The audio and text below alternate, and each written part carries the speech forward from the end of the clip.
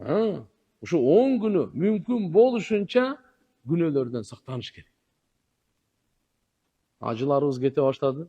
Бүткүл ааламдан Меккеге келе баштады. Алла Таалам алардын ажыларын кабыл кылсын. Мына ошол бизге аз келген ушул 10 күн боюнча сиздерге хадис айтып берип, анан өзүбүздүн сабагыбызды баштайбыз. Себеп учурду айтып койбосок билбей калабыз да. Учурду айтып койбосок билбей калабыз. Кап мурда айтып коюп болуптур да деп калып калбашыбыз керек да. Мынакей. Ибн Аббас разияллаху анхумадан риваят, пайгамбарыбыз саллаллаху алейхи ва саллям айтат: "Ма мин айямин ал-амал салих фиха ахаббу ила Аллах азза ва жал мин хадихи ал-айям, я'ни айям ал-ашр." Ушул 10 күндөн дагы Алла Таалага сүйкүмдүүрөөк жакшы амал кылган күндөр жок экен да. Мааниси кандай? Жакшы амал ушул 10 күндүн ичинде кылынган Алла Таалага эң сүйкүмдүү экен. Эң жагымдуу экен. Ушул 10 күндө кылынган жакшы амал. Башкаларда, башка күндөрдө кылсаңыз деле Аллага жагат. Бирок ахаб дегени эң сүйкүмдүү, эң жагымдуу ушул 10 күнү деген. Пайгамбарыбыз айтып койду муну. Колу я Расулаллах, валал джихад фи сабилилlah. Сахабалар пайгамбарыбыздан сурашты: "О Алланын элчиси, Алланын жолундагы жихад дагы ушул 10 күнгө сообу жетпейби?" деди. Пайгамбарыбыз айтты: "Валал джихад фи сабилилlah." Ооба, Алланын жолундагы жихад дагы ушул 10 күндө кылынган жакшы амалга жетпейт. Илля рожулун хаража би нафсихи ва малихи thumma lam yarji min dalika bi shay. Эгерде бир киши Алланын жолуна жихадка, газатка чыгып, өзүнүн малы, жаны менен ошол ойдон кайтпай тияка кетип калган болсо, ошол тең болушу мүмкүн. Демек, туугандар, ушуну түшүндүк. Зилхижжа айдын 10 күнүндө кылынган жакшы амал Алла Таалага эң сүйкүмдүү. Равахул Бухари ва Байхақи, мына ушуларда. Ма амалун азка индаллах ва ла а'заму ажран мин хайрин я'малуху фи ашрил адха. Алланын алдында ушул 10 күнү кылынган амал эң таза, эң пакиза, сообу эң улуу экен да. Башка күндөргө теңелбейт. Ушу 10 күндөгү зикириңиз, ушу 10 күндөгү дуаңыз, 10 күндөгү намазыңыз, жамаат менен намаз окуганыңыз, садакаңыз, бардык жакшы амалыңыз сообу өтө улуу берилет. Жана Аллага эң сүйкүмдүү болот. Эртеңден мына бүгүн түндөн башталды уже. Мына күн батты, бүгүн түнү. Зилхижжанын 1-чи мынакей түн, эртеси күн. Жабир разияллаху анхудан риваят бар. Пайгамбарыбыз саллаллаху алейхи ва саллям айткан: "Ма мин айямин афдалу индаллах мин айями ашри зилхижжа." Алланын алдында Зилхижжа айдын 10 күндөн дагы абзелирээк күн жок деди. Артыгыраак күн жок деди. Жакшыраак күн жок деди. Мына ошо 10 күндүн ичинде. Афдалу айями дуnya ал-ашр. Дүниөнүн күндөрүнүн эң абзели ушул 10 деди.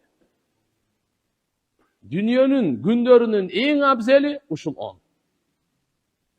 Вала мислухунна фи сабилилlah илля раджулун аффара вajhahu фит тураб. Алланын жолуна чыгып туруп газат кылган да буга жетпейт. Бир гана жүзүн топуракка сүрүп шейит болуп кетсе, ошо гана жетиши мүмкүн, болбосо жетпейт. Ибн Аббас разияллаху анхумадан риваят бар. Пайгамбарыбыз саллаллаху алейхи ва саллям айтат: "Ма мин айямин а'заму индаллах ва ла ахаббу илаллах ал-амалу фихинна мин айямил ашр. Фааксиру фихинна мин ат-тасбих ват-тахмид ват-тахлил ват-такбир." Раваху Табарани би иснадин джайид. Пайгамбар саллаллаху алейхи ва саллям айтат: "Бул 10 күндөгү кылынган жакшы амал Алланын алдында эң улуу жана эң сүйкүмдүү. Bundan улуураак жок, bundan сүйкүмдүүрөөк жок. Ошондуктан ушул күндөрү силер тасбих, субханаллахны көбөйткүлө, тахмид, алхамдулиллахны көбөйткүлө, tahlil, la ilahe illallah'ni көбөйткүлө, takbir, Allahu akbar'ды көбөйткүлө. Ушуларды силер көбөйткүлө деп пайгамбарыбыз бизге буйрук берди. Көп айткыла. Канча жолу көп айтабыз? 10 жолу, 20, 100, алымдар ачкан 300 жолу айтсаңыз ошо көпкө киресиз. Канча киресиз? 300 жолу айтсаңыз, сиз Кур'андагы бая көп айткыла, хадисте көп айткыла деген жери бар го, ошого сиз илешесиз. Өзгөчө нары бери басып жүрүп айта беребиз. Бирок сиз эгерде бир жан дүйнөңүздү тазалагыңыз келсе, Алла Тааланы дагы жакындан тааныгыңыз келсе, Аллага жакындагыңыз келсе, анда кыбланы карап ушуну 300 жол тартып. Эч ким телефондорду өчүрүп, эч ким менен алаксыбай, кыбланы карап, таарат менен отуруп 300дөн бери. Анан келип мага айтыңар. Бияк окшошпой калды го депчи. Кандай экен? Башкача руханият. Аны сиз өзүңүз тарткандан кийин өзүңүз айтасыз. Бул тил менен түшүндүрүп бериле турган нерсе эмес. Алла ар кимге өзүнүн ихласына, курбанчылыгына жараша берет. Сиз башка иштерди дүйнөнүн кишине таштап келдиңиз, азамат. Алла баалайт буну. Алла Таала баалайт буну. Канча иши бар, машаалла, убакыт бошотуп келди дейт. Ихлас менен, бирөө көрсүн, бирөө мактасын, бирөө билсин, кызыктырбайт ал. Аллахын билсе болду, жаратканын билсе болду. Пайгамбарыбыз айттыр, бул 10 күндөгү зикирге, любой күндөгү зикир жетпейт. Алланын алдында эң сүйкүмдүү экен, эң улуу экен. Ошон үчүн мына кем мына. Фааксиру фихинна тахлил ва такбир ва зикрилла. Ва инна сияма яумин минха я'дилу би сиями санатин. Угуп 10 күндөгү орозо 1 жылдык орозого тең деди. Канча? Кимдин ден соолугу жакшы болсо, эртеге орозо кармасын. Мүмкүнчүлүк болсо, ден соолук нормаль эле, всё. Коркпой кармай бериң, 1 жылдык орозонун соогун ала бересиз. Ар бир күнү ушундай. Албетте Курбан айт күнү 10 күнү кармаса болбойт. Курбан айт күнү орозо кармаган арам. Орозо айт күнү орозо кармаган арам. Жана Курбан айттан кийин 3 күн катар 11, 12, 13 деп коебуз. Катар келет го 1, 2, 3. Орозо кармаган арам. 1 жылдын ичинде 5 күн орозо кармаган арам. Орозо кармап күнөө аласың да. Соо албай эле күнөө аласың. Динибиз мындай да, мен каалаганда кармай берем. Андай эмес. Алла качан каалаганда, пайгамбарыбыз качан буйруганда, ошондо кармасаңыз дин болот, болбосо дин болбойт. Мына 5өө тыйым салынган. Манхият тыйым салынган 5 күн. Калган бардыгына. Арафа күнү. Азыр мына 2026 жылы, 26 майга туш келип атат. 27 май Курбан айт болуп атат. 26 май Арафа күнү орозо кармасаңыз 2 жылдык күнөө кечирилет. Канча күндүн? 2 жылдык күнөө кечирилет. 1 жыл былтыркы 25 жыл майга чейин не иштердигиңиз баары кетти да уже. Кийинкиси да кечирилип кетип атат. 2 жыл. 1 күнгө 2 жыл соода арзан го дейми? Bunday soda yok. 1'ge 365 plus 365 kança? 700? 30. 730. Birdi 730'a sekirgen bunday biznes çok alanda. 1'ge 1 olsa oho deyt. 1'ge 730 bolup atpay. Oşonчо күнү geçirildi. Мына кетуганда Байхақидагы, Табаранида риваятта وَالْعَمَلُ فِيهِنَّ يُضَاعَفِ بِسَبْعِمِائَةِ ضِعْفٍ. Ушул 10 күндө кылынган жакшы амалыңыз 700гө көбөйөт. 700 бисаб'ми'ати ضِعْфٍ. 700гө көбөйөт экен. Башка күндөргө караганда уже көтөрүлөт. Жакшы амалдын баасы көтөрүлөт, сообу көтөрүлөт, даражасы көтөрүлөт. Алла Таала ушундай кылып койгонда, намаз окуйсуз үйдө, бир сооп. Жамаат менен окуйсуз, 27 эсе көп да ужечи. Туурабы? Алла Таала кээ бир жерге, кээ бир убакытка атайын ушундай мүмкүнчүлүктөрдү берген. Пенде ахиретін куруп алсын деп. Мына 10 күн ошо күндөрдүн бири. İmam Tirmizi'de ve harraca Tirmizi ve İbn Mace ve Bayhaqi bi asanidihim an Abi Hureyre radıyallahu anhu ani Nebi sallallahu aleyhi ve sellem kal ma min ayyamin ahabbu ila Allah ay yuta'abbada lehu fiha min 10 Zilhicce ya'dilu siyamu kulli yevmin bi siyami senetin ve qiyamu kulli leyleti minha bi qiyami leyletil kadr. İmam Tirmizi, İbn Mace, Bayhaqi üçü teң ulu muhaddisler Abu Hurayra radıyallahu anhudan rivayet keltirip atat. Peygamber sallallahu aleyhi ve sellem aytып atat. Мындай дейт. Алла Таалага эң сүйкүмдүү болгон күндөр ибадат кылганга ушул Зилхижжа айдын 10-у. Ар бир күнүнүн орозосу бир жылга тең, ар бир түндүн ибадаты Кадыр түнгө тең деди. Кайсыга тең экени? Her bir tündün ibadeti Kadir tün götün. Kadir tündün soğuğunday veriledi. Aslında 10 gün var mı? Uşun her bir tündün ibadeti Kadir tündey soğuk veriledi. Allah berin dese kimi koy değil. Allah'ın kaznasına kemi yok. Limitlegen yok. Kim kağalança niyetine yaraşa Bismillah. Kaznadan alıveririz. Buna ki gündükü bir yıldık orozoga bir günde bir oroza kalmasanız. Hem karap durun 9'una çeyin Liboy günde karmap, хотя бы bir gün karmap koyun da bırakçı. Совсем мындай өткөрүп жүрбөң да. Эгерде 2 күн болсо, нур үстүнө нур, 3 болсо, андан дагы жакшы. 9 күн тең подряд кармап койсоң, Аллаху акбар. Я. Bir жыл болсо, 9 жыл ороза кармасоон алып койдум. Плюс Арафаныкы кетип атат.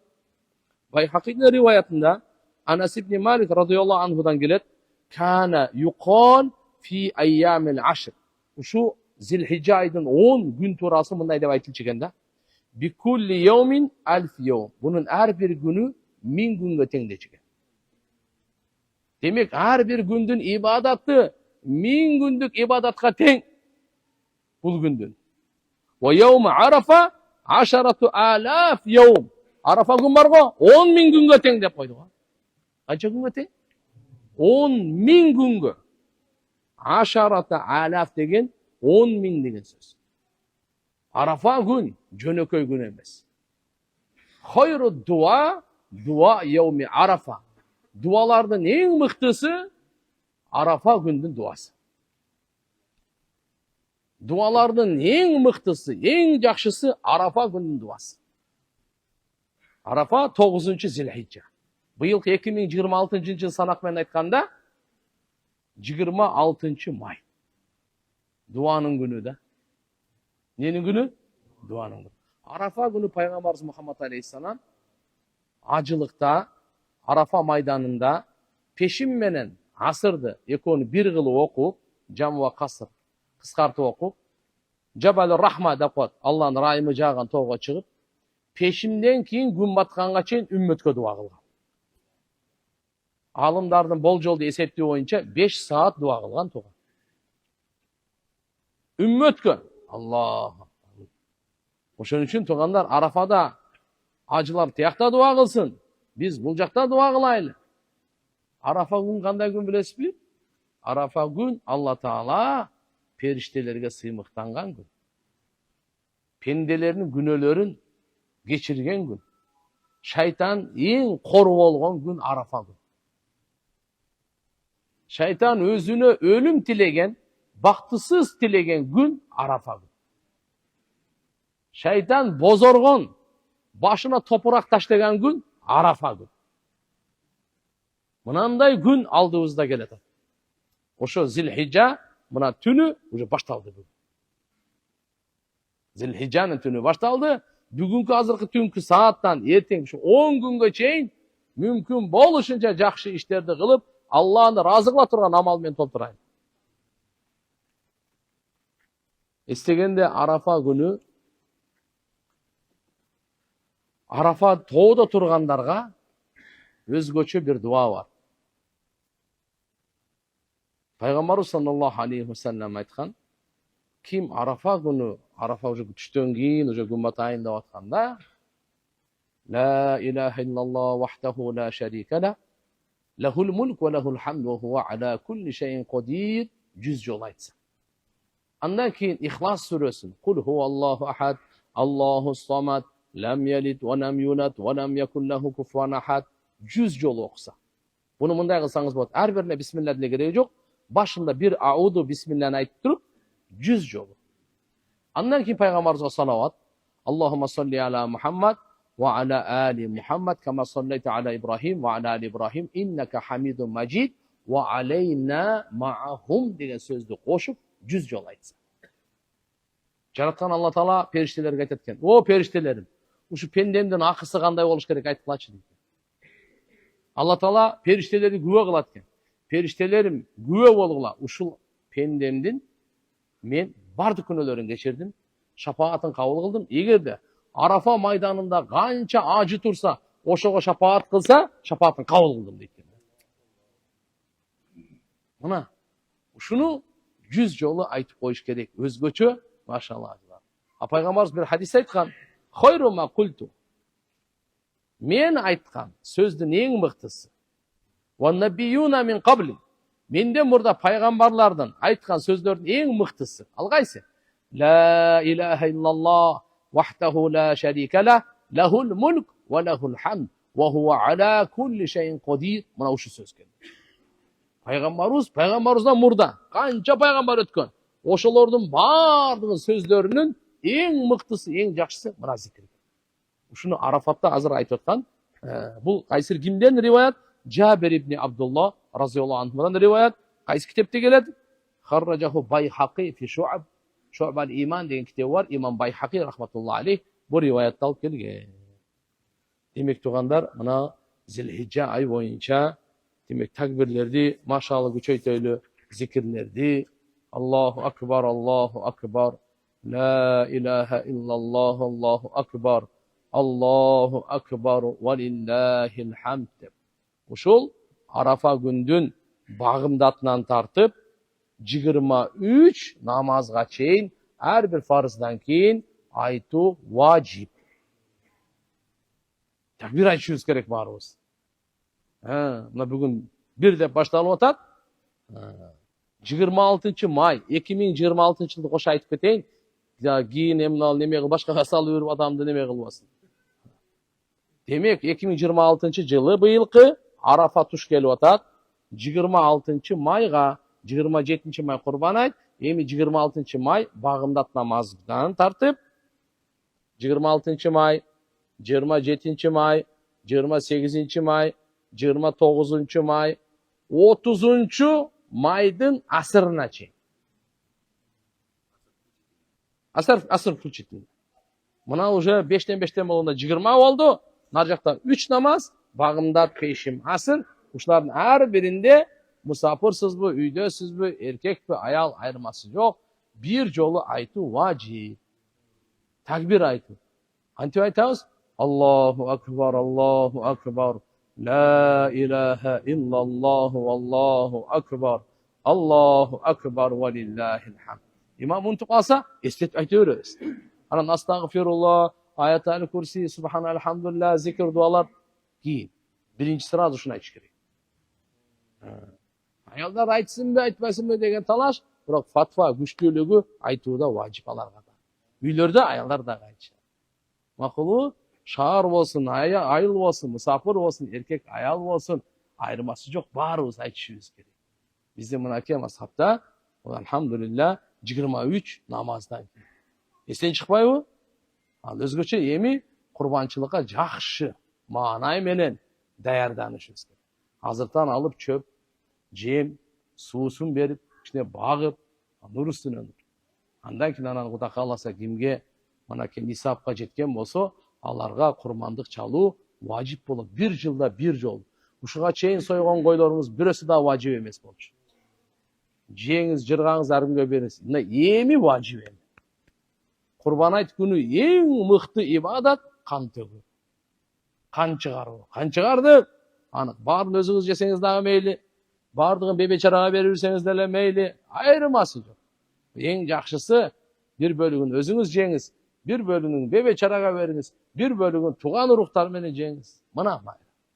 Эгер эч кимге бербей эле баардыгын эле холодильник ал деле боло берет. Себеп максат ал этин таркатуу эмес, максат кан чыгаруу. Эгер максат этин бейбечаралар таркатуу болгондо анда бөлөк болмок. Бирок Алла Таала ушуну карайт гана. Бул курбанчылык Ибрахим бабабыз алейхиссалам пайгамбарыбыздын сүннөтү бул. Кудай кааласа иншалла кийинки сабактардан кенен айтып беребиз. Бирок азыр мына бүгүн мынакей 10 күндүн башталышын текке кетирбей, түнүн кадырлап калайлы, күндүзүн кадырлап калайлы, жакшы амалдар менен толтуруп калайлы. Аракет кылабызбы иншалла? Алла баарыбызга тоокук берсин. Бисмилlah. Abdullah ibn Mas'ud radıyallahu anhu'dan rivayet var. Peygamber sallallahu aleyhi ve sellem aytat: "Ma nazalat bihi faqatun fa anzalaha bin nas lam tusad faqatuhu. Ve man nazalat bihi faqatun fa anzalaha billah ve yushikallahu lehu bi rizqin acil ev acil." Ravah Abu Davud ve Tirmizi. Adam başına ar kандай sınоо келет тугандар. Адам болгондон кийин сөзсүз сыналат. Кээде жокчулук болуп калат, ачкачылык болуп калат. Ошого пайгамбар саллаллаху алейхи ва саллям бир жолдомо берди. Кимге бир ачкачылык келип калса, адамдарга айтса, анын жакырчылыгынын эшиги жабылбайт. Кимге ачкачылык келип калса, адамдарга айтпай, Аллага айтса, Алла ага адал рызкын чечип коет. Bu dünyada da ahirette de Allah Teala anın meselesini, rızkısını çeşip sana. Abu Zar radıyallahu anh'a rivayet. Peygamber sallallahu aleyhi ve sellem jaratkan Allah Teala'dan da rivayet kılat. Bunda çetkanda hadisi kudusi. Müslim Şerif'ten rivayet etuganda mümkün olsa her bir Müslüman erkek ayal uşunu jattasa. Jana jaşoosunda uşunu Kur'an kılıp жашоосунда мына ушул хадисти алдыга коюп, унутпай жашаса, Кудай кааласа адашпайбыз. Күн сайын айта турган хадис, күн сайын жайылта турган хадис. Сахих хадис, достоверный хадис, Сахих Муслимде хадиси кудуси, жараткан Алла Таала пенделерине кайрылган. Пенделерине өзгөчө Алла Таала: "О пенделерим, o pendelerim, o pendelerim" деп кайрылган. Айтудан Алла Таала биринчи кайрылуусу: "Я ибади, инни харрамту зулма аля нафси ва жаалтуху байнакум мухарраман фала тазаламу." O менин пенделерим, шек күмөнсүз зулумдук кылууну мен өзүмө арам кылдым. Жана силердин ортоңорго дагы арам кылдым. Ошондуктан бири-бириңерге зулумдук кылбагыла дейт. Күн сайын жашоо, мен зулумдук кылбай жашайын, мына менин бактым ошо. Курсак тойгондон, кийимдүү болгондон, акчалуу болгондон анда бакыт жок туган. Бакыт бирөөгө зыян кылбаганда, бирөөгө зулумдук кылбаганда. Siz çeçip koyunuz жүрөктөн. Allah'a vada veriniz. Mecitте oturasız. Ya Allah, men bir adamga dagı zulumduk kılbayın. Büttü. Anın kesepeti özüne kaytat. Kim zulumduk kılsa, dünyada da kaytat, kabırda da kaytat, can berip atkanda da kaytat, ahirette konkretne kaytat. Toluğu menen kaytat. Oşun üçün tuğan, zulumduk kılbayın. Qanday nersege zulumduk? Mal mülkünü, can dünyasını, avirini, üçü. Kıska nuska aytam түшүнүктүү болот. Любой адамды. Bununçu mal dünyasına dagы, can dünyasına dagы, aviрине dagы кол салбаңыз. Эч кимге кол салбаңыз. Adal жол менен, эко содалаштык, адал жол менен сатты, алдым, бул адал. Бирок буну мал мүлкүнө уурулук кылып, каракчылык кылып, зордук, зомбулук кылып, мукуратып, тизелетип тартып алган арам. Эч кимдин жеке мүлкүн тартып алганга акысы жок. Ошон үчүн бул биринчи. Экинчиден, бунун жан дүйнөсүнө кол салбаңыз. Құдай сақтасын, өлтірүү, тоқмоқтоо, сындыруу, жарақат берүү, бардығы арам қылынған, арам қылынған. Құран айтып қойды, өч алу бар бізде, тишке тиш, көзге көз, құлаққа құлақ, қолға қол, путқа пут, жанға жан. Я юхалладина аману кутиба алейкумул қисас фил қатла. Алла Таала бізге фарыз қылып қойған. Өлтіруді өч алу фарыз. Жанға жан, қанға қан. Көзге көз. Біреуінің көзін шығара қойдыңыз бу? Көзді тосып берің, тосып берің. Сіз еркексіздер, тосып берің. Тияққа барғанда bir емес, миллион көз бергенге тура келеді. Бұл дүниеде эле тосып беріп қой көзін. Біреуінің тишін сындыра қойдың бу? Жақшылақай тосып бер, сен тишін сындыра қойсын.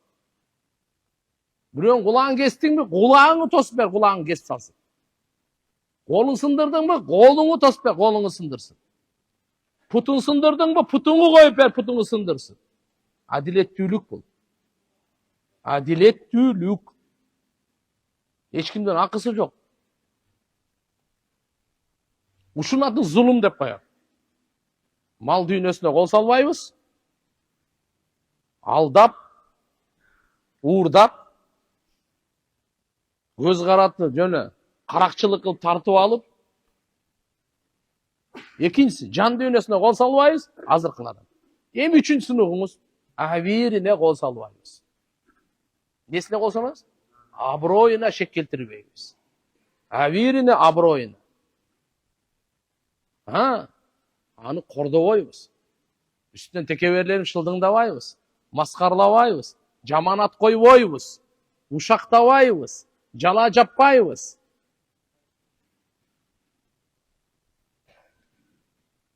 Аны сөкпейбиз, аны каргабайбыз. Мына абирине, аброюна кол салбайбыз. Кол салсаң, ушун аты зулумдук.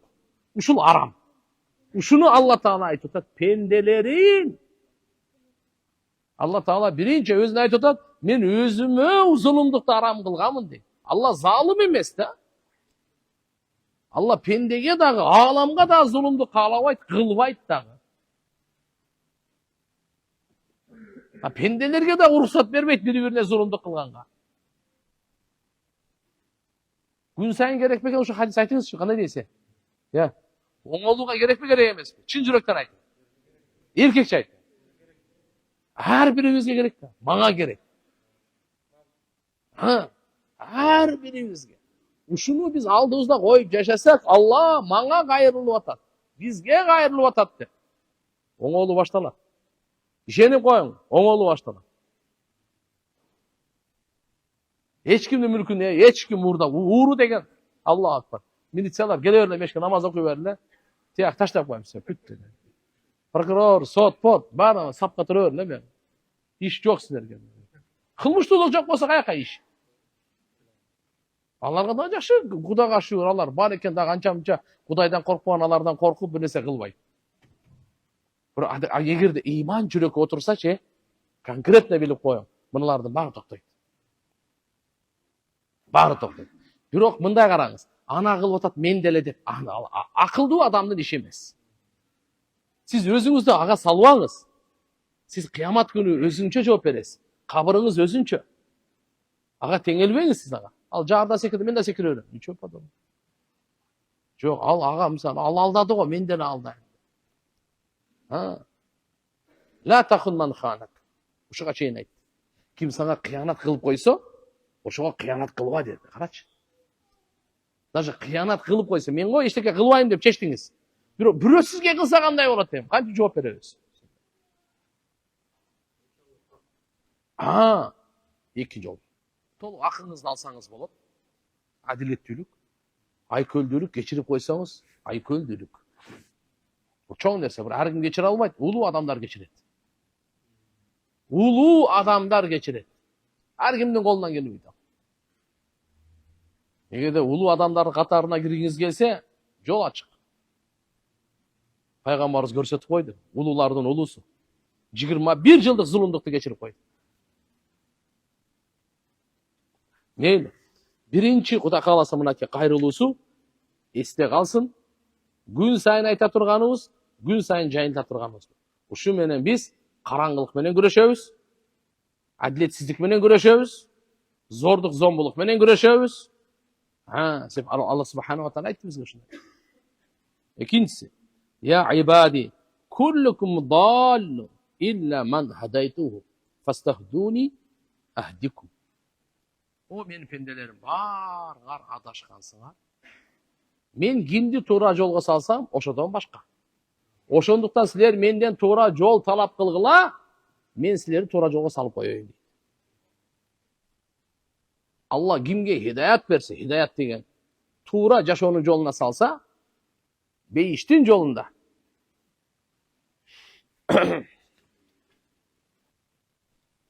Ma yehdihillah fela mudille leh ve ma yudlilhu fela hadiye leh. Kimdi Allah tuğra jolga salsa, ani hiç kim adaştıra albaydı. Kimdi Allah adaştırsa, ani hiç kim tuğra jolga sala albaydı. Allah Taala aytат, barыңар adaşkansыңар. Men тура жолго салган адамдан башка, ошондуктан менен тура жол сурагыла, мен силер тура жолго салайын. Кантип ар бир намаздан кийин айтыңыз: Аллахумма инни ас'алукал худа ват-тука вал афафа вал гина. Я Аллах, мен сенден тура жол сурайм. Ар бир намаздан кийин не дейбиз? Я Аллах, мен сенден не сурайм? Тура жол сурайм, я Аллах. Пайгамбарлардын жолу, сыддыкин, шухада, салихиндердин жолу тупту. Allah Taala'dan сурайт. Эки болдубу? Демек биз жашообузда бирөөгө зулумдук кылбай, Алладан туура жол сурап жашайлы, күндө адашпайлы. Шайтандын азгырыгына адашып кетип калбай. Туура. Үчүнчүсү, я ибади, куллукум жаиун илля ман ат'амтуху фастат'имуни ут'имкум. О менин пенделерим, силер барыңар ачкасыңар, мен курсагын тойгозгондон башка. Силер менден тамак талап кылгыла, мен силерге тамак берейин дейт. Биз бир тамчы суу элек, каяктагы тамак. Эненин ичинде эмне элекпиз? Нарисе, бөбөк. Кандай башкалай башсыздар. Алла ырыскы берет. Эненин ичинде берген ырыскы, дүйнөнүн ичинде дагы берет ырыскы, кабырдын ичинде дагы берет ырыскы. Allah Taala berет. Şehitlerin ырыскысы ең ыззаттуу ырыскы.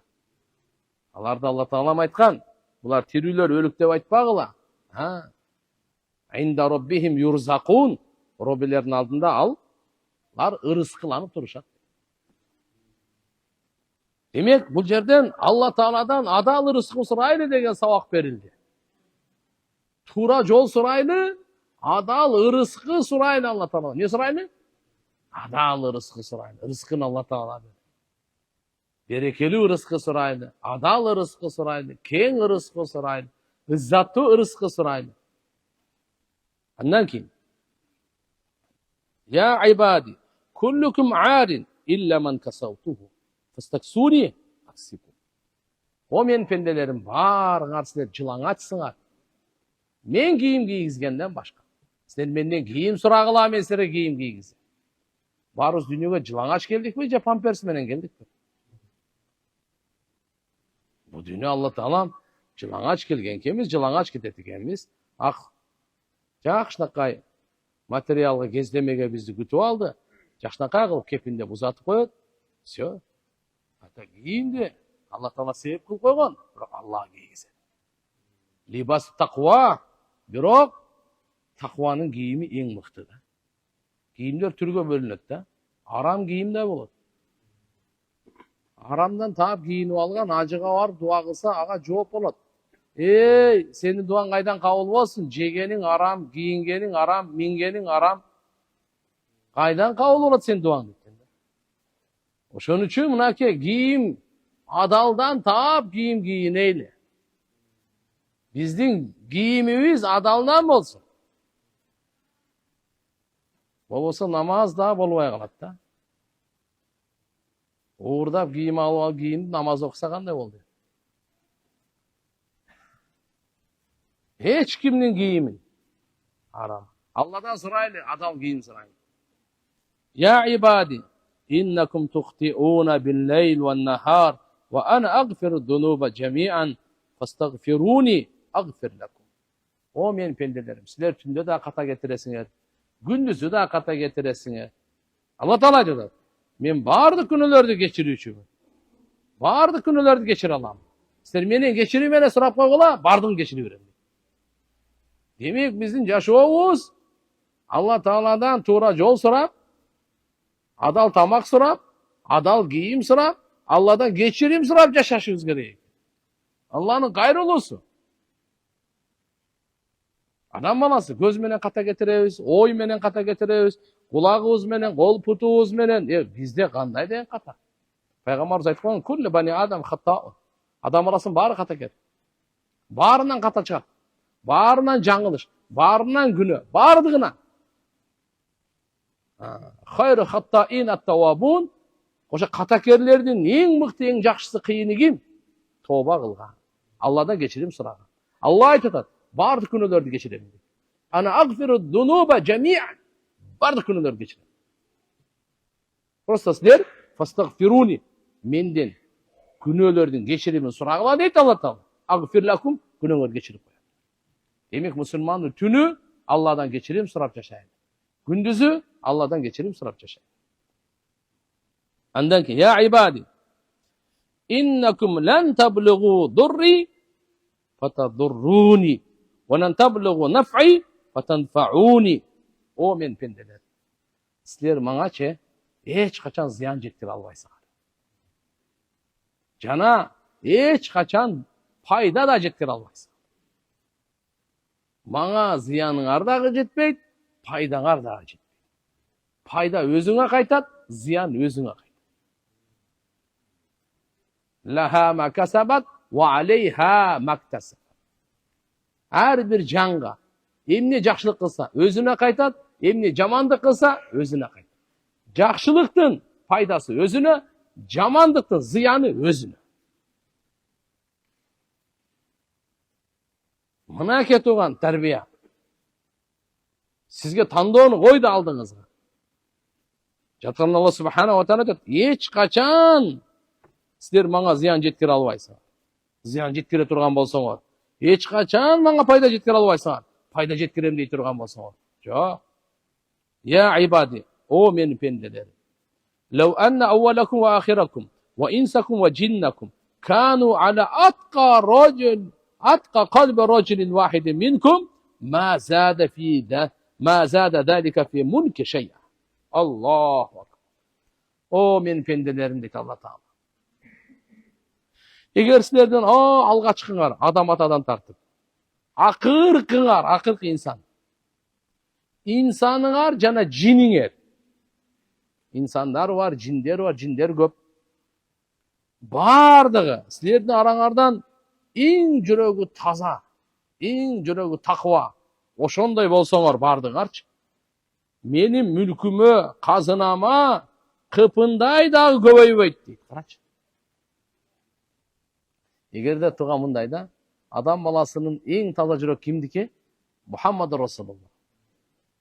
Bardyk adam balası, bardyk jinler, Muhammed Rasulullah'ın jüregündey bolup ketse. Allah aytat, ne de aytat. Ma zada zalika fi mulki şey'a.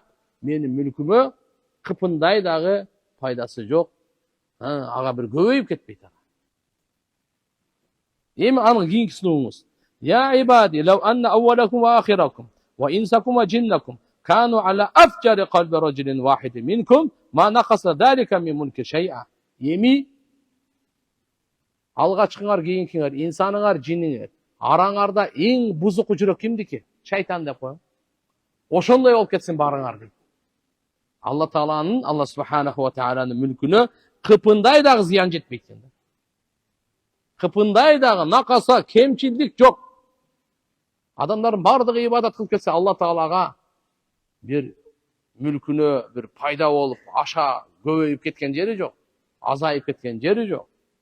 Anan aytdı, ya ibadi, law anna awwalakum wa akhirakum wa insakum wa jinnakum qamu fi sa'idin wahid fas'aluni فأعطيت كل إنسان منهم مسألة ما نقص ذلك مما عندي إلا كما ينقص المخيط إذا أدخل البحر. Эми ушу алгачкы кийинки инсан жинигер бардыгы ээн талага, кең талага чыгып туруп, Алла Тааладан ар ким өзүнүн акылына жараша кажетин сураса, Алла ар бирин берен дейт. Ушу бардыгына бергенде академик өзүнө жараша сурайт, пайгамбар өзүнө жараша сурайт, дыйканчы өзүнө жараша сурайт, содагер өзүнө жараша сурайт, миллиардерлер өзүнө жараша сурайт. Бардык инсан сурап бүтсүн, бардык жин сурап бүтсүн, ар бирине берет. Ошондон кийин дагы менин казынамда ушунчалык кемейбейт дейт. Кандай ийнени океанга салып туруп, мындай кылсаң, жип өткөрө турган тешик бар го, ошол кемиген дейт.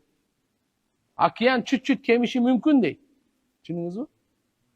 Ошо ийненин тешигине канча суу кирет? Чүт-чүт. Ошончо бир аз кемиши мүмкүн. Бирок менин казынамда ошончо да кемебейт дейт. Алланын казынасы кең, чеги жок.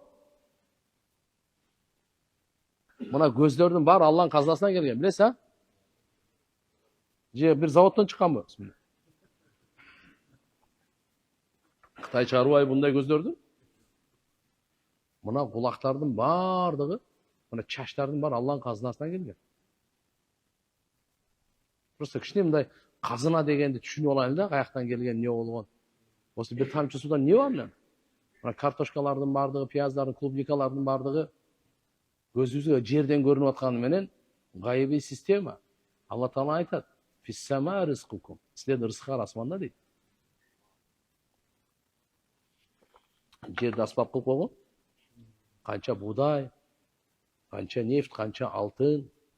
Алла Тааланын баарын казасында. Ва ин мин шайин илля индана хазаинуху. Аллах. Алла айтат Куранда. Алланын алдында ар бир нерсенин казынасы эмес, казыналары бар экен. Ва ма нуназзилуху илля биқадарин ма'лум. Биз жерге белгилүү өлчөмдө гана түшүрөбүз дейт. Быйыл канча арпа керек, канча буудай керек, канча күрүч керек, ошончо гана түшүрөбүз дейт. Белгилүү. А башка жерде Кур'ан-ы Каримде аят айтат, эгерде биз көп түшүрүп койсок дейт, адам кутуруп кетет дейт.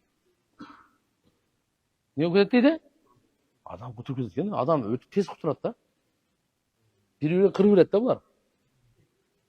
Мен көбүнчө айтып калам мындай. Эгерде азыр ар бирибизде 1 килограмм алтын болсо, Кыргызстан 7 миллион калк 1 килограммдан болсо, чын айтыңызчы. Кырылып калабы же нормально жашоолу? Азыр ушунча жөн ана дарактан чыгарылган кагаз, сом эми кагаз да булчу. Ушуга ушунча болуп атабыз. Ар бизге 1 килограммдан алтын берилсе билбейм. Адамдар бири-бирин кырып салат. Мына ушуну айтып коет, кутуруп кетет депчи. Алла Таала белгилүү өлчөмдө берет экен да. Мен кеттик. Неде? Акыркысы, я ибади, иннама хия а'малукум ухсиха лакум сумма уаффиякум ияха фаман ваджада хайран фалихмадилlah ва ман ваджада гайра залик фала ялуманна илля нафса.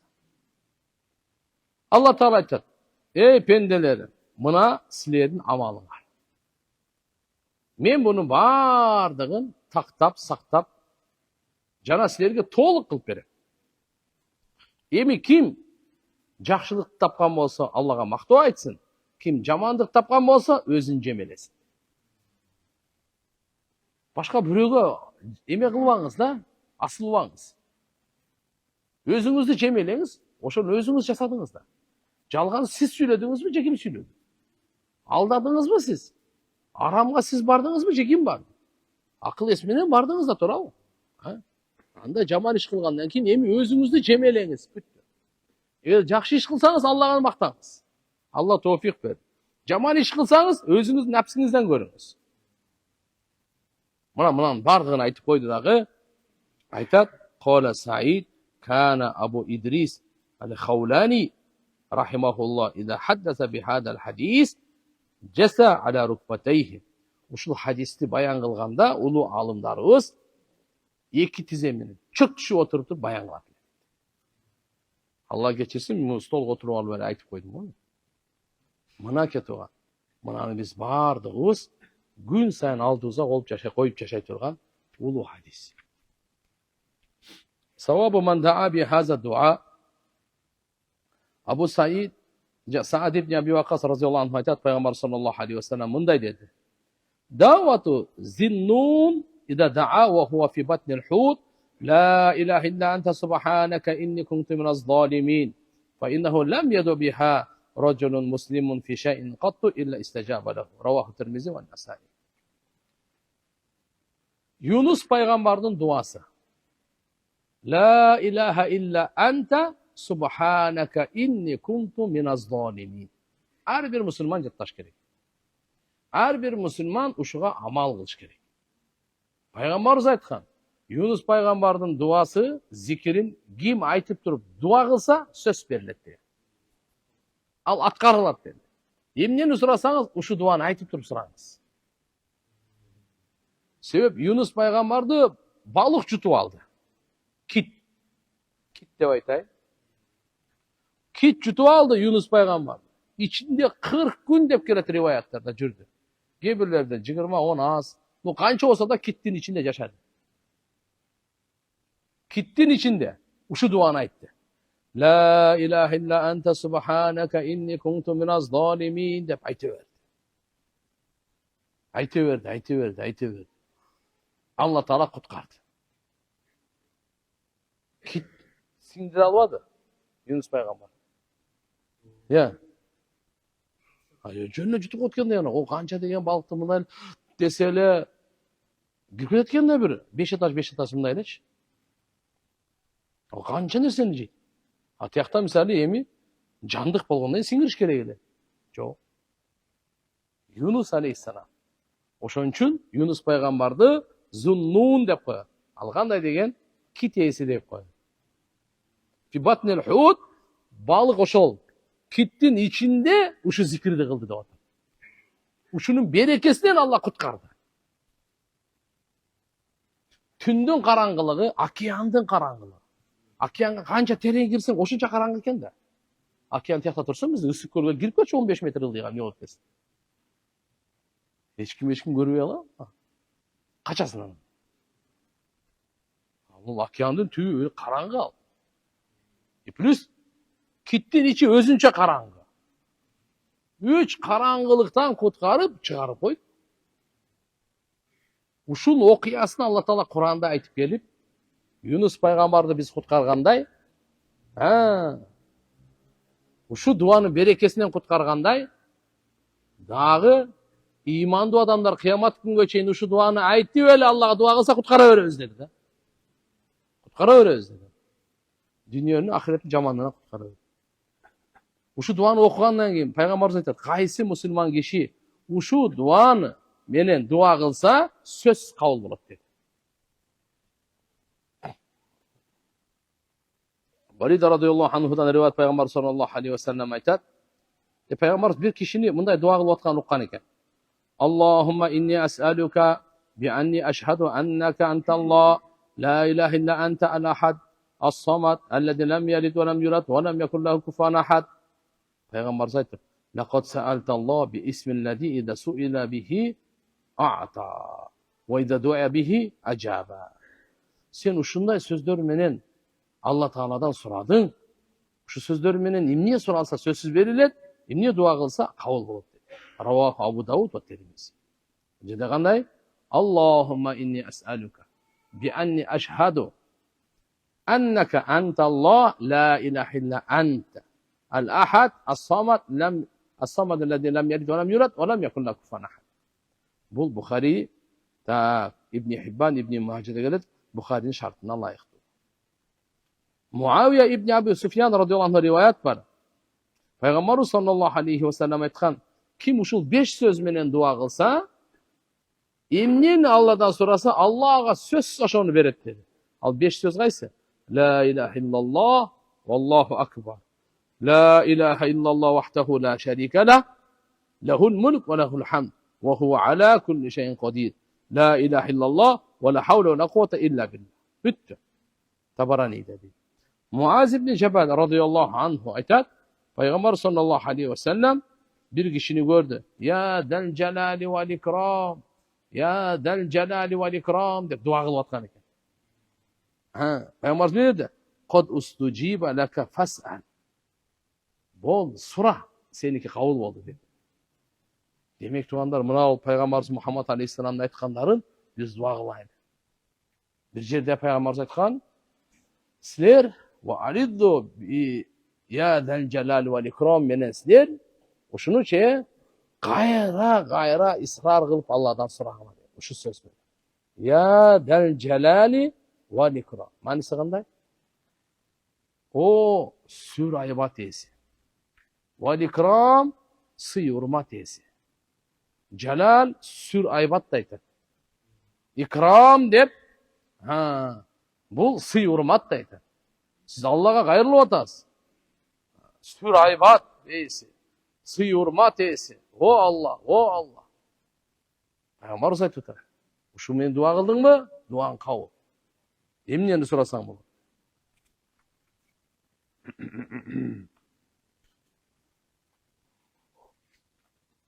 Anas ibn Malik radıyallahu anh aytadi. Peygamber sallallahu aleyhi ve sellem Ayaş Zarqani degen zarqi eken. Rivayet uşun jandan ötüp baratsa bu namaz okup dua kılıp atkan eken. Allahumma inni es'aluka bi enne lekel hamd la ilahe illa ente ya Hannan ya Mannan ya badi'es semavati vel ard ya del celali vel ikram. Peygamberimiz aytdı. Laqad da'allah bi ismihil a'zam ellezî ize du'a bihi ecaba ve ize su'ile bihi a'ta. İsmi azam da kuat tuğanlar ulu at degen söz. Oşo menen kılıngan dua kaytarımsız kabul bolot. Şol boyunca ulamalarımızda her türlü aytılıngan. Gebir la ilahe illallah aytkan, gebirler Allah degen, gebirler ya hayy ya koyyum degen, gebirler ismi azamdın iki ayatты aytkan. Ve ilahukum ilahu vahid, la ilahe illahu rahmanir-rahim. İkincisi alif lam mim. Allahu la ilahe illahu vel hayyul koyyum. Buna şu duaların var ismi azam da aytılır.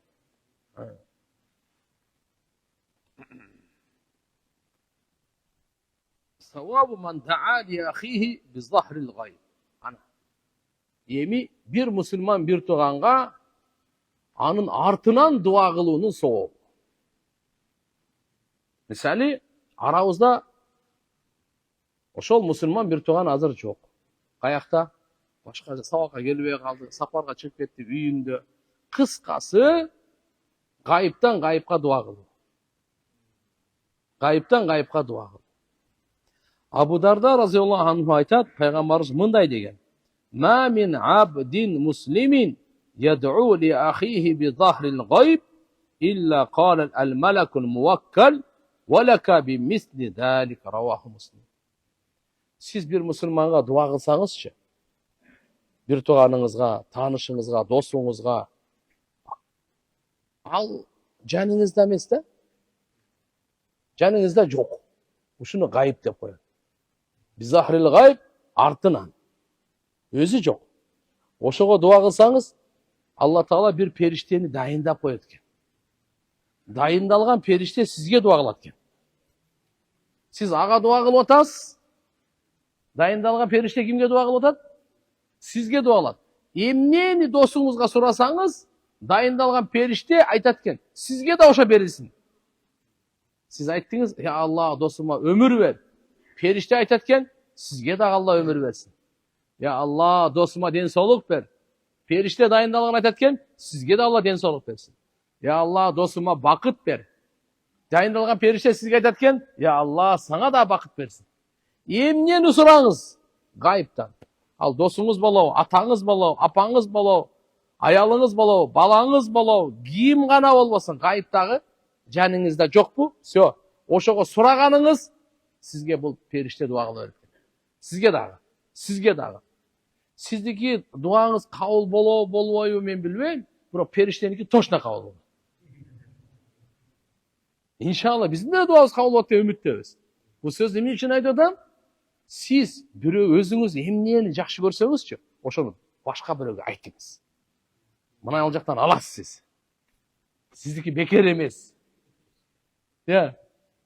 Периштеникин алып коесуз да. Siz ошон үчүн биз баарыбыз бирибизге ичи тар болбой, кең пейил менен дуа кылайлы. Бирибизге жакшылык каалайлы. Ушунун иши бүтүп кетсин деп коркпой дуа кылыңыз. Аныкы бүтөбү бүтпөй билбейм, сиз точно бүтөт. Иш мындай болуп атпайбы? Пайгамбарыбыз кандай жол айтып берди койду бизге? Ошон үчүн кээ бир алымдар болгон. Кайсы кажетим болсо, меникичи, ошону бирөө үчүн дуа кылып атам дейт, чтоб менин кажетим бүтүшүн. От души дуа кылыңыз, от души бияктан аласыз. Анан билип коюң, эптеп-септеп жону дуаны жиберсеңиз, сизге да ошондой болуп калат. Бул жактан баягы мындай өтпөйт куулук-муулук. Аныкы болбойбу деп тамаша. Жок, сиз кандай берсеңиз, бул кудум ошондой дейт да. Көз жаш менен бердиңизби, ошондой күчтүү келет сизге. От души бериң, от душини алың. Аракет кыласызбы иншалла? Сиздер мага дуа кыласыздарбы? Бирок өзүңүздөр ишиңиз бүтөт да. Мен дуа кылайын, менин ишим бүтөт. Мынандай деп жатат. Болугунда да Муслим шарифте сахih хадис. Дуа биздер гайып деп коет мунучу. Пайгамбарыбыз бир хадисте мындай деп айткан, караңыз. Даъватул мар'ин муслим ли ахихи би захрил гайб мустажабатун инда ра'сихи малакун муwakkalun. Kullama da'a li akhihi bi khayr qala al malak lil muwakkal bihi amin. Wa laka bi mislin. Allahu akbar. Мынаны караңыз. Мусулман киши дуа кылса бир туганына би захрил гайб артынан жогал гайыптан дуа кылып атат. Бул мустажаб дейт. Кабыл болунган. Пайгамбар мустажаб дедиби? Спор жок уже. Бул кабыл болунганда шек жок. Айында раъсихи дейт.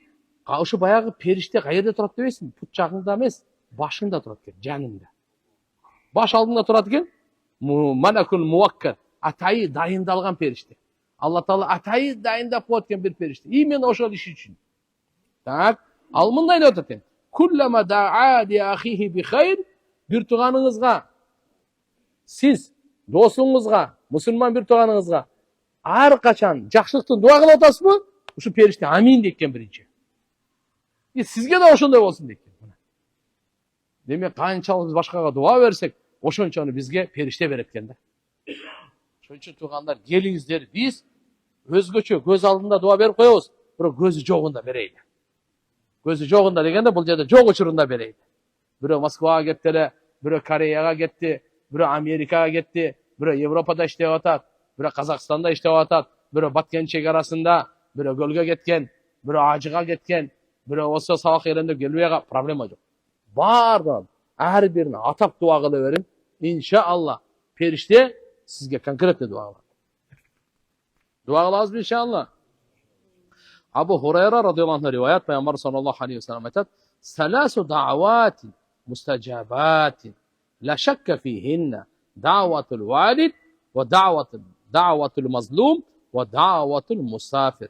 Ravahu Abu Davud ve Tirmizi. 3 dua var. Kabul bolungan. Anda vapşe şek yok. Daha aytayım. 3 dua var. Kabul bolungan deyip Peygamberimiz Muhammed Aleyhisselam. Vapşe şek yok, gümen yok. Oşo üçöөнүн duaları kabul bolgонда vapşe şek yok. Birincisi atanın duası. Balaga bolgon duası, kızına bolgon duası. Atalar. Bu atasları barsana bu. Ата боллектер деле ниет кыла берсин. Аталар уже серьезный. Балдарга дуа беришибиз керек. Кыздарга дуа беришибиз керек. Пайгамбарыбыз айтып койду. Даъватул валид, атанын дуасы тамаша эмес. Демек, ата сизге капа кылып албаңыз атаны.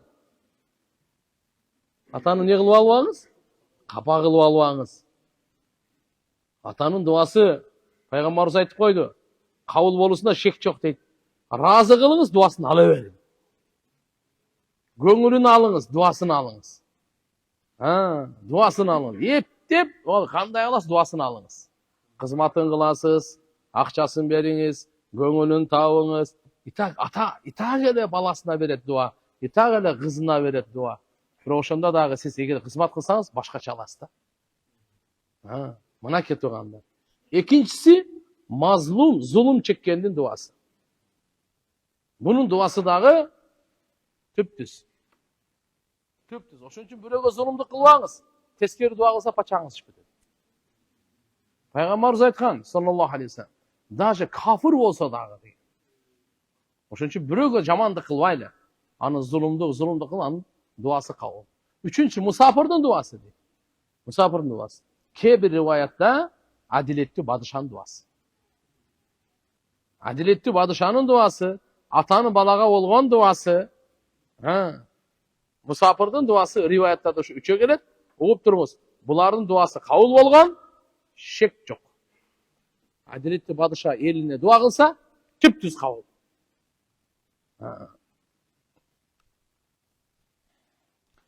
Абдулла ибн Амр ибн Ас радиаллаху анхудан риваят бар.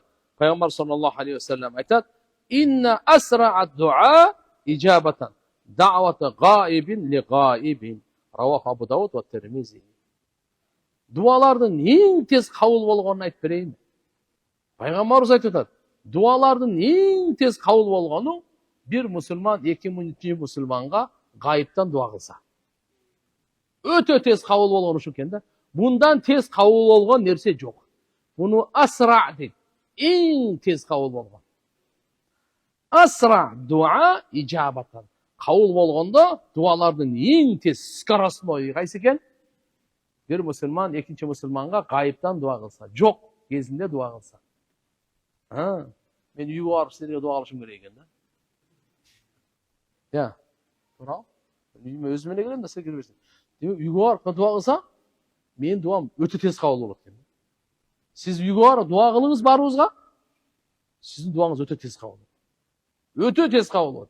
Eğer de duanızdan öte tez kabul bolgonun kalasanız, anda Müslümanlarga gayipten dua kılınız. Özgöçö sizge jakınlarga. Birinci alarga iman suraylı. Ne suraylı? İman suraylı. Жақшы амал сұрайлы мұсылман бір туғандардың күнәлерін кешірілсін сұрайлы. Аллардың рызқысын сұрайлы. Аллардың бақтысын сұрайлы. Аллардың ақиретін сұрайлы. Аллардың оматын сұрайлы. Аллардың иззатын ынтымағын сұрайлы. Бір намаз оқуға жүреді, ошоға дуа қылыңыз. Я Алла, şu досым, şu қошынам намаз оқуға жүреді, намазға келсе екен. Өзіңіз намазға бекем боласыз. Себеп сізге періште дуа қылып Ал учуру келет. Бирок сиз мекен болосуз. Алардын адал рызкысына дуа кылбайт. Дуада кыянат кылбайт. Савабу ман са'ала Аллах та'ала аль-джанната ау иста'ада бихи минан-нар. Эми Алла Тааладан бейиш сурагандын сабаптору жана дозоктон пана тилеген сабаптору. Алла Таала Кур'анда айтат: ومنهم من يقول ربنا آتنا في الدنيا حسنة وفي الآخرة حسنة وقنا عذاب النار أولئك لهم نصيب مما كسبوا والله سريع الحساب. Bakara suresi. Allah adamların kebiri mınday dua kılışatken. O bizim Rabbimiz. Bizge bir gün bul dünyada жақшылықты, жана ахиретте de жақшылықты, жана bizdi dozoktun otunan azabынан сактагын. Мына ушу адамдарга кылган жакшы иштеринен үлүш бар. Жана Алла Таала өтө тез эсепти алуучу. Эсепти Алла өтө тез алат. Көп убакыт өтпөйт. Бул дүйнөнүн жакшылыгы алымдар айтышкан. Иманды урпак деген. Бул дүйнөдө жакшылык бар. Роббана атина фид дуня хасана ва фил ахирати хасана ва кина азабан-нар деп дуа кылып атпайбызбы? Bu dünyanın жақшылығы, ақиреттің жақшылығы дайым екенін сұрап тұрыш керек. Bu dünyanın жақшылығы эмне десем некен? Иманды урпак, иманды уулдарды бер, иманды кыздарды бер, иманды неберелерди бер, иманды чеберелерди бер, иманды кууруларды бер, иманды я Алла кыямат күнгө чейин келе турган урпагымды иманды кыл, бирөө кафир болбосун. Бирөө мушрик, бирөө муртат, бирөө мунафык болбосун. Я Алла, менин урпагымдан кыямат күнгө чейин келе турган инсандын баарына иман бер. Uşu Rabbana atina fid dunya hasana. Bu dünyada жақшылык ушул болот сага. Biz kettik. Аркабыздан соғып келе берсин десеңиз, Rabbana atina fid dunya hasanan дуа кылып коюң, иманды урпак берсин сизге. İmanды ұрпақтың әрбір жақсылығы сізге келе береді. Кейбір сахаба табииндер imanды ұрпақ десе, кейбірлері пайдалы білім деген. Bu dünyadagi жақсылық не екен? Пайдалы білім. Пайдалы білім деп нені айтамыз? Дүниеде дағы, қабырда дағы, ақиретте пайдасы тиген білімді пайдалы білім. Ал шариаттың илimi. Адал арамды ажырата тұрған илим. Алланы тани тұрған, ақысын бере тұрған илим. Пайғамбарымызды тани тұрған, пайғамбарымызды жақсы көре тұрған илим. Ақиретке даярдана тұрған илимді пайдалы илим дейді. Ақиретке сен даярдай тұрған пікір-сікір жоқ бұл, ал пайдалы илим емес ал. Пайдалы илим деген. Бұл дүниенің жақсылығын бер деп сұраған мәнісі не екен? Пайдалы илим бер, я Алла. Пайғамбарымыз хадистерін қараңыз. Аллахума инни ас'алука ilmen. Allah subhanahu wa ta'ala ya Allah men senden soran payda bere turgan dedim. Payda ilmen nafi'an payda bere turgan dedim. Pana tilegin degen paydasız ilimden pana tilegin. Allahumma inni audu bika min ilmin la yanfa. Payda bermegen ilimden meni sakta. Vaktım getip, küçüm getip, akılım getip, ömürüm getip. Ana paydası tiyvesi anda ilimdi mami gerek var ya. Ötüp gitmedi yaşamam yani. Kança degeme жақсы işleri kılsam oldu. Paydasız ilim. Demek кейбір alımlar bu dünyanın жақсылығы ne eken? Пайдалы ilim деген. Кейбірлер айтқан. Bu dünyanın жақсылығы Rabbana atina fid dunya hasana. Bu dünyanın жақсылығын бер деп атасы. Ne dese adal rızkı деген. Ne degeni? Adal rızkı, imandı ұрпақ, пайдалы ilim bu dünyanın жақсылығы. Şu? Ahiretin жақсылығы ne? 5. Ahiretin жақсылығы ne ekeni? 5. Dünyanın жақсылығын сұрадыңыз, ahiretin жақсылығын сұрадыңыз, tübölükті dozokты отынан сақта дедіңіз, başka işler қалған жоқ сізге. Ne gerek дағы сізге вообще? Başka işler қалған жоқ. Bitti. Dünyanın жақсылығын сұрап қойдыңыз, ahiretin жақсылығын сұрап қойдыңыз, dozokты отынан пана тілеп қойдыңыз, bitti сізге. Abu Hurayra radıyallahu anh rivayet var. Peygamber sallallahu aleyhi ve sellem ayet. Mastecara abdu minen nar sab'a marrat illa qalet nar ya Rab inne abdek fulan istecara minni fa acirhu. Peygamber ayet. Kaysi pende dozoktun otunan jeti jolu ya Allah meni sakta dese dozok aytatken o Rab senin panança benden dozoktan sakta deb dua kıldı, anı saktar koyuşu deydi. وَلَا سَأَلَ عَبْدٌ الْجَنَّةَ سَبْعَ مَرَّاتٍ إِلَّا قَالَتْ الْجَنَّةُ يَا رَبْ إِنَّ عَبْدَكَ فُلَانَ سَأَلَنِي إِيَّاكَ فَأَدْخِلْهُ الْجَنَّةَ. Kaysi pende beyişti çetici olu sorasa beyiş aytat eken. O Rabbim panança benden senden soradı meni.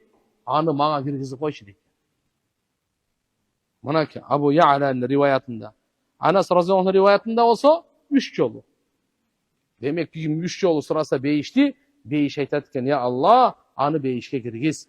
Kim 3 yol dozoktan pana tilese dozok aytatken ya Allah ağa dozoktan pana ver dedi.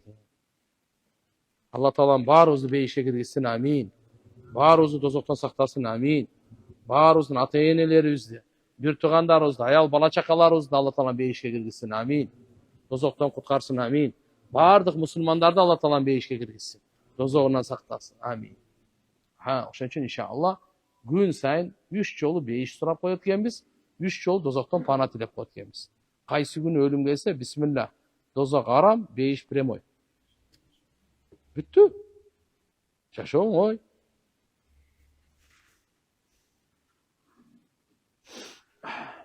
Men ahirette Peygamber sallallahu aleyhi ve sellem menen birge bolgum kelet. Bирок амалдарымда кылган күнөөлөрүмдү ойлоп корком. Эгер Алла бейишти насип кылса, бирок пайгамбарыбызга кошуна боло албасам, эмне болот? Бейиштин төмөнкү даражаларындагылар жогорку даражаларга чыга албайт деп уккамын. Алла Таалам баарыбызга пайгамбарыбыз менен чогуу бейиште болгон насип кылсын. Бейиштегилердин баардыгы Алланы зиярат кылат, пайгамбарыбызды зиярат кылат. Albatta, darajasına qarab. Кейбірлері постоянно зиярат қылады, кейбірлері bir жұмада bir айда bir жылда bir уақыт менен, смотря амалға жараша. Бирок сөзсүз зиярат бұл. Hareket кыла берели, негизи Аллахума салли ала Мухаммад. Bir сахабаға пайғамбар саллаллаху алейхи ва саллям мындай деген. Bir сахаба пайғамбардан сұраған. Мата саа, қиямат күні қачан болады? Ошондо пайғамбар сага айткан, ма адатта лаха. Қиямат қачан болады деп сұрайсың, ағам, не даярдық қылдың деген. Бұл айтқан, я Расулалла, көп деле намазым жоқ, көп деле ораза садақаларым жоқ, бирок Алланын ентісін жақсы көрем деген. Пайғамбарымыз айтқан ошонда, әл-мар'у ма ман ахаб. Адам кимди жақсы көрсө, ошомен бірге болот деген. Адам кимди жақсы көрсө, ошоменен бірге болот. Биз пайғамбарыбыз баарыбыз жақсы көрөбүз, иншалла бірге болобуз. Устаз, аялдарга да сабак өтүңүзчү сураныч. Кудай күндүзү дейби?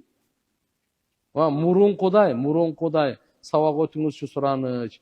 Күндүзү саат 12-лерге болсо сонун болмок. Аялдар артта калып кетти го устаз. Алар ашып кетти. Аялдар сабакта азыр. Сабак эркектерге эле, аялдарга деле. Бирок иншалла туура айтасыз, Кудай кааласа аракет кылабыз. Кече деле биз Ошко барып келдик. 2 жерде аялдарга сабак болду. Мурдагы тоң ысык көлдө элек, аерде деле аялдарга сабак болду. Эми регион экен, тияк бияка чыгат экен, сабактар болот экен. Бишкектин ичинде эле кээде эркектерге болуп, аяктарга аларга болбой калып атат. Аракет кылабыз иншалла. Устаз, келинчегим экөөбүздө сыйкыр бар экен. Өзүбүз 5 мал намаздабыз. Келинчегим 6 айдан бери дем салдырып келет. Бирок натыйжа болбой жатат. Келинчегимдин боюнда бар. Сиздин дуаңызды суранат элем. Аллахыман шифа тилеп коюңузчу. Аллахым шифа берсин. Сыйкыр кетире турган Ихлас Фалак Нас өтө күчтүү. Андан кийин иншалла мынау чорный тими менен сыйпанып жүрүңүздөр. Андан кийин мынау алхамдулилля замзам дагы ичип, анан кийин хижама да кылдырыңыз. Пайгамбарыбызды сыйкырлаганда, пайгамбар жөөт сыйкырлаган, кийин ошо хижама менен чыккан. Ажманы да жеп жүрүңүз 7ден. Буну да таасири чоң. Бакара сүрөсүн окуп жүрүңүз, Кудай кааласа сыйкыр вообще жакындашы мүмкүн эмес. Аллахым баарыбызды сактасын. Өзүңүз көп дем салдырыңыздар. Чач тарагандан кийин, тырмак алгандан кийин мусорго таштай берсе болобу? Жакшысы жерге көмүш керек. Шарияттын көрсөтмөсү боюнча адамдын денесинен эмне чыкса жерге көмүлүш керек да. Тырмак, кейбир адамдын колу кесилип кетет, кейбир адам путу кесилип кетет. Каяка алып барабыз аны? Чач жана башка ушулардын бардыгы. Эгерде азыркындай чач тырмакка мүмкүнчүлүк болбой атса, жерге көмгөнгө, этажда жашайсыз, анда мындай. Анда ороп туруп мусорго таштап кое бересиз. Уруксат бар. Көл жээкти иштетем. Эс алуучулардан баш кийим, полотенце жана башка нерселер калып кетет. Аларды чогултуп олтурсаң көп болуп кетет. Таштаганга туура келет. Бир канчасын колдонуп койгон. Колдонуш туурабы же таштандыга таштайлы. Ыктыярдуу. Алла таштап кеткен нерселерди колдоно берсин. Аша мубаха деп коет буну. Колдоно берсе болот. Бирок мусорго таштап кеткен жалпы адамды колдоно бергенине да. Керектүү нерсесин колдонсо болот. Жөн таштап кетти мусорго, ал эч кимдики эмес, эч ким эли кылбайт. Ошол жерден бир коробка сизге керек болуп калды, алып кеттиңиз бир коробка. Проблема жок. Түштүбү? Мынандай таштандылар калып кетти, мындай жарактуу нерсесин иштетип, башка бирөөлөргө берсеңиз деле болот. Исрап болбосун. Мусулманский коррекция кашты күйгүзүү кылууга болобу? Жок, болбойт. Кашты терүү күйгүзүү тияк бияктар болбойт. Ооруп аткан болсо, кашы жана башка, анда бөлөк маселе. Устаз, менин кызым оронот. 1 жыл медреседе илим алган. Биз да дин жолунда жашашка аракет жасайбыз. Кызымды сүйлөшкөн жигити намазын алып коюптур. Аузубиллахи минаш шайтанир раджим. Бирок өзү намаз окубайт экен. Бала эми ошол балага кызымы бериш шартпы, эмне кылса? Арам кылган, тоба истихфар кылсын. Албетте, ошол баланын ата энеси менен сүйлөшүп, жакшынака кылып, экөөнү нике кылдырып койсоңор жакшы болот. Намазға жыға элек болса, намазға жығылып, даватқа шығып келсін. Мен өгөй апам, мени өгөй апам чоңойтқан.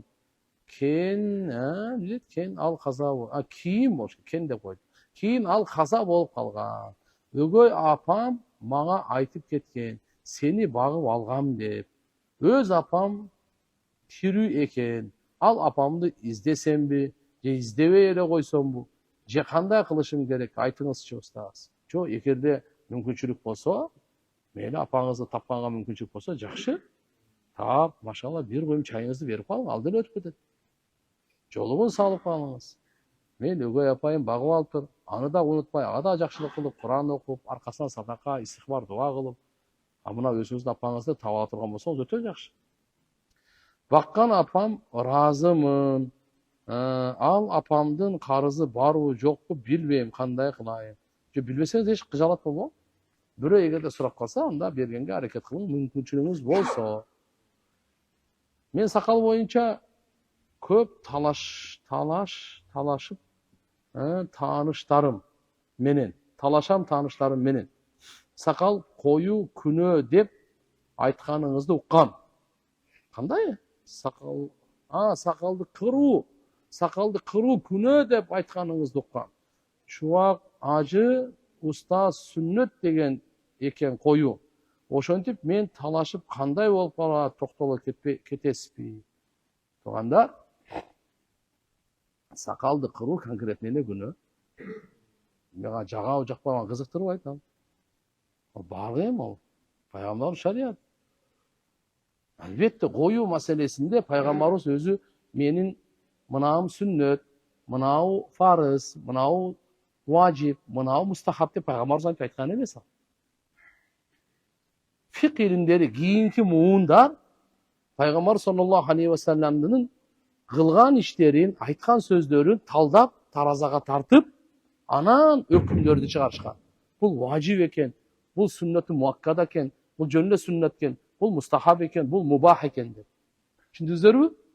Анан карап көрүшсө, пайгамбар саллаллаху алейхи вассалам сакал койгонго буйрук бериптир да. Не кылыптыр? Буйрук бериптир. Буйрук болгондо да сахих хадистерде. И буйрукка каршы бир дагы сөз айтпаптыр да. И постоянно өзү коюптур, өмүрүндө бир кырганы жок экен да. Сахабалар баардыгы коюптур, бирөө кырбаптыр да. Ошон үчүн дайым уланткандыктан уламалар буну важип деп айтат. Албетте бир топ аалымдарыбыз дагы аны сүннөт деп айткан. Ошон үчүн иншалла карап туруп, туугандарым аны сүннөт важип. Эми карап туруңуз. Мейли сүннөт дегенге түшөлү. Сүннөт деген эмне? Мен атамдын, чоң атамдын сүннөтү эмес ал. Каалагандай тебелей турган. Сүннөт болсо аны таштап кое турган нерсе эмес ал, не? Пайгамбарыбыз саллаллаху алейхи вассаламдын менмин деген сахабасы Абдулла ибн Масуд разияллаху анху айтат: "Лау тарактум сунната набийюкум ла далалтум." Эгер силер пайгамбарыңар Мухаммад алейхиссаламдын сүннөтүн таштасаңар, точно адашасыңар. Сүннөт бизди сактайт. Имам Малик рахматуллахи алейхи айткан: адашпасам. Сүннөт бул дүйнөдө Нух пайгамбардын кемесине чыгып алуу деген. Сүннөткө жашоо кандай? Нух пайгамбардын кемесине чыккан, не болгон эле? Кутулган беле, жок болгон беле? Калганы эмне болгон эле? Туугандар, пайгамбар сүннөтүнө биз жан беребиз. Важиби тиякта турсун, пайгамбар сүннөтүнө жан беребиз. Ошон үчүн жашайбыз биз. Пайгамбар ошон үчүн айткан, угуп туруңуз. Лау тамас Ман тамассака би суннати инда фасади уммати фалаху аджру шахид. Ва фи риваятин миату шахид. Ким бир сүннөттү бекем кармаса, ага шейиттин соогу жазылат дейт. Башка риваятта 100 шейиттин соогу жазылат. Пайгамбар айтат: "Ким менин бир сүннөтүмдү кармаса, үммөтүм бузулган учурда, мейли оң кол менен тамак жеген болобу, мейли сакал болобу, мейли бисмилла болобу, кайсы сүннөт? Адамдар үммөтүм бузулган учур дегени үммет сүннетке көңүл бурбай калганда. Ошол учурдагы сооптор 100 шейиттерге. Мен буга токтосом толуп тура. Алла Таала айтып атат: "Вама атакумур расулу фахуду, вама нахакум анху фантаху." Мухаммад алейхиссалам силерге эмнени берди? Ошону карман кыла, Эмнеден тыйды? Андан тыйыл. Пайгамбар саллаллаху алейхи вассаламдын бул буйруктарын кантип биз четке кагылабыз? Пайгамбарыбыз Мухаммад алейхиссалам угуп алыңыз. Бул дүйнөгө адаттарды баяндаш үчүн келген эмес. Шариятты баяндаш үчүн келген. Ошон үчүн буйрук бергени нак шариаттын талабы. Бул жөн эле адат эле эмес. Ошон үчүн кээ бир алымдар буну адатка чыгарып, мустахаб анан эчтеке болбойт, сүннет болду. Чекеден муну муздай бергиле деген маани эмес ал. Сүннет тамаша эмес ал. Мен атам чоң атамдын кылган иши эмес ал. Албетте мен күчүм жетпей атат, кыла албай атам, проблема жок. Бирок сүннетти маскарласаң, имандан ажырап каласың. Сүннетти таштап койсоң, күнөө бар в каком-то деле, кандай бир мере. Бирок эгерде сүннетти пайгамбардын сүннөтү деп маскарлай турган болсоң, точно имандан ажырап каласың. Коркуш керек андай. Ааламдын райымы болуп келген. Адамзаттын мырзасын кылган иштери, адамзаттын мырзасын айткан сөздөрү жолго таштай албайбы? Текке таштай албайбы эч качан. Асыр намазынан кийин нафил намаз окуса болбойт деп уккамын. Туурабы? Ушул көбү асыр намазынан кийин нафил окуй беришет. Бойдокмун, дуа кылып коесузбу? Эмне деп? Үйлөнсүн деп, рахмат. Асыр намаздан кийин туугандар нафил окуган болбойт. Тыюу салынган, макру болот. Асыр намаздан кийин каза окуса болот. Сиз мүмкүн ошо окуп аткандар бардыгына нафил деп өкүм чыгарып коюпсуз. Ал каза окуп атса керек. Алла Таала машалла сизге салиха берсин. Амин. Турмушка чыга элек кыздардын көңүлү көп жигитке түшүүсү симпатия, туурабы? Жок болсо кантип сактануу керек? Болбойт ал. Таква боло бергиле кыздар. Алла Таалам таквалы иншалла жигит насип кылып. Алла Тааладан дуа кылып, иман менен, амал менен алек болуш керек да. Вакыт барбы? 10 мүнөт бар. Все. Устаз, намазды хушу хузу менен окуш үчүн эмне кылсак болот? Мээнет кылыш керек. Намаз пайгамбарыбыз айткан саллаллаху алейхи ва саллям: "Инна фис-салати шуглан." Намазда алектенүү. Сизчи? Карап туруңуз. Телефонго киргенде полный алектенип атасыз го? Быть занятым. Намазга киргенде да кудум ушундай бир кириш керек да. Тамак жасап атканда эптеп-септеп койбойсуз. Кийим тигип атканда эптеп-септеп тикпейсиз. Эмне үчүн намазга киргенде эптеп-септеп болуп калат? Жок. Намазда хушу-хузу пайда болуш үчүн биз рүкүлөрү, саждалары, кыямдарын, эмнени окуп атканда акылыбызга түйүп, жүрөгүбүз менен. Анан кийин бул мээнет болот. Акимус салата ли дикри. Алла Куранда айткан, намазды мен эстеш үчүн тургузгула. Башынан аягына чейин. Аллаху акбар. Хушу-хузуну демек канча фарыз бар намазда? Билесизби? Канча важип бар? Канча сүннет, канча мустахаб бар? Канча муфсидат, канча макру бар? Ар бир мусулман ушуну билиш керек. Намазды оңдоо ушуну менен оңолот ана. Экинчиси, намазга бериле турган соопторду билишибиз керек. Чтоб биздин намазыбыз жандуу болуп, намаздын өзүнүн максаты арам нерселерден токтотот. Айбирс иштерден токтото турган күчү качан болот? Качан биз намаздын фарыз, важип, сүннөттөрүн билип, экинчиси ошого бериле турган сыйлыктарды үмүт кылып окусак, кетти. 3 нерсе менен окуйбуз. Мухаббат, үмүт, коркуу. Алланы жакшы көрүп окуйлу намазды. Эптеп кутулуу үчүн окубаңыз. Азыр кутан тез бүтүп алайын. Анда жок. Алланы жакшы көрүп окуйлу. Экинчиси, Алладан үмүт кылып окуйлу. Ушу намаз сизге чечет маселени. Бул бейиштин ишин ачкыча болот. Пайгамбарыбыздын көзүнүн кареги, жүзүнүн нуру, Кубанычы. Алла Таала айткан, намаз аркылуу менен жардам сурагыла. Менин жардамым через намаз түшөт. Анын жолу намаз. Дүнүйөдө да, ахиретте да жардамы намаз менен. Эмне дегенде бул намаз? Ошон үчүн иншалла намазга кушу кузу өтө керек. Мээнет кылышыбыз керек ар бирибиз. Устаз, менин келинчегимдин боюнда бар эле, 9 ай болуп калды. Кыз экен, дуа кылып койсоңуз, машалла. Анан атам бар эле, азыркы учурда инсульт болуп ооруйт сыноодо. Муундары ооруп, кол буттары сыздап, тырышып ооруп, эмне кылсак болот? Дуа кылып коюңузчу. Анан атам мурун 5 маал намаз окучу, азыр окубайт. Жума намазга барып турат. Апам намаз окуйт. Bir туган эжем, байкем, жеңем динден терең түшүнүп бер деп дуа кылып коюңузчу. Дуалар экен ал. Алла Таалам баарыбызга инсаф тофик берсин. Аллахым максатыңызга жеткиз тофик. Мен атаңызды 5 вакыт намазга алып келин кайда. Отуруп алып деле окусун. Инсульт болуп тура окуй албаса, отуруп окуй берсин. Акыл эси жетпеби укка, бол отуруп. Отуруп окуган күч жок болсо, жатып алып окусун. Но таштабасын намазды. Иштин баары ушул жерде. Акырын. Да. Кыз экен деп машалла, Алла Таала алхамдулилlah перзент.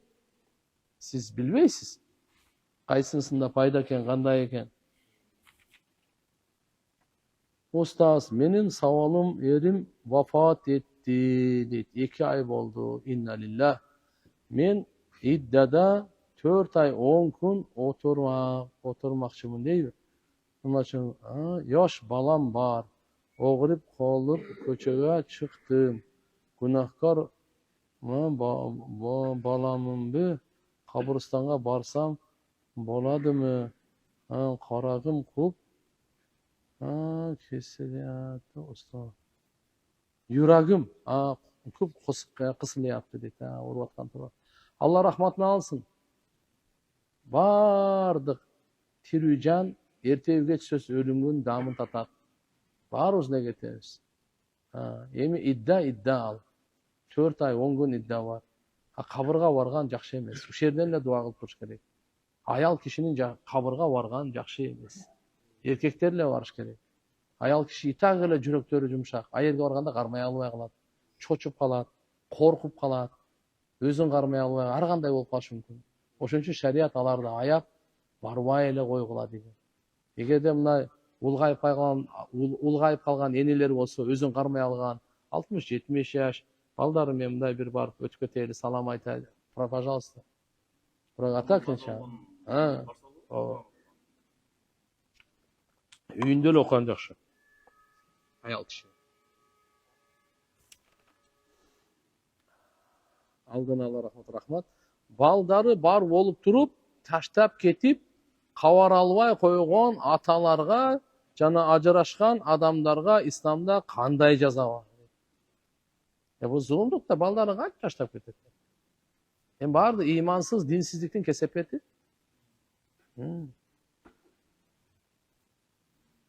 Ажырашкан адамдарга исламда кандай? Азыр мисалы могул жерде сиздин сурооңузга ошондо кандай жооп берсе, эки жакты тең угуш керек кандай болгон. Ошондой эле менин атам таштап кеткен. Ушул тема боюнча кеңеш уккум келет сизден. Жашым 24-кө чыкты. Кудайыма шүгүр, буюрса күзүндө үйлөнөм деген ниетим бар. Туган мындай. Баарыбызга проблемалардын чечилүүсү динде. Az dinge sizce tuğra işenimge geliniz, amalınız doңдоңуз, мүнөңүзүңүз доңдоңуз, Allah'dan sorağınız. İş uşu menen başlamak. Tuğra işenim kандай? Taqdırda bar nerse boldu. Siz hem köp kaygıra berбеңиз. Өзүңүздү жоготуп, өзүңүздү эзип. Жок. Тaqдырдагы бар нерсе экен. Сабыр кылып туруп, автоматически зикирге өтүңүз. Намазга өтүңүз. Дуага өтүңүз. Жакшылык каалабанга өтүңүз. Өчөшпөңүз.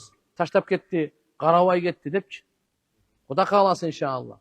Эрктүү болуңуз, бекем болуңуз. Алла Тааламдын жардамы сиз менен. Кишини намазга даватка чыгып келип бекемделип алып, алхамдулилlah адал жумуш табыңыз, калган ишти машалла ибадатта. Арамды токтотуңуз. Толук. Иншалла дуаңыз текке кетпейт. Мен ушуну окуп коеюн.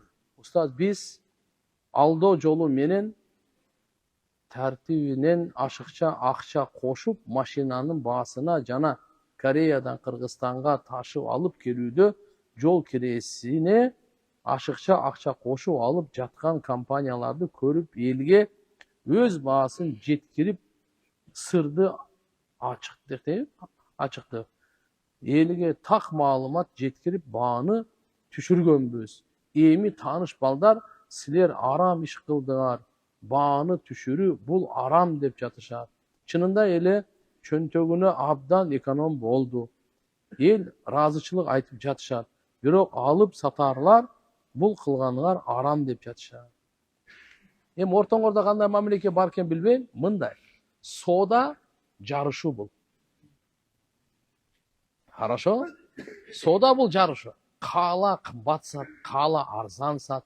Сапаты менен жарыш кете берет ал. Калсаң сатпай эле кой. Конкуренция.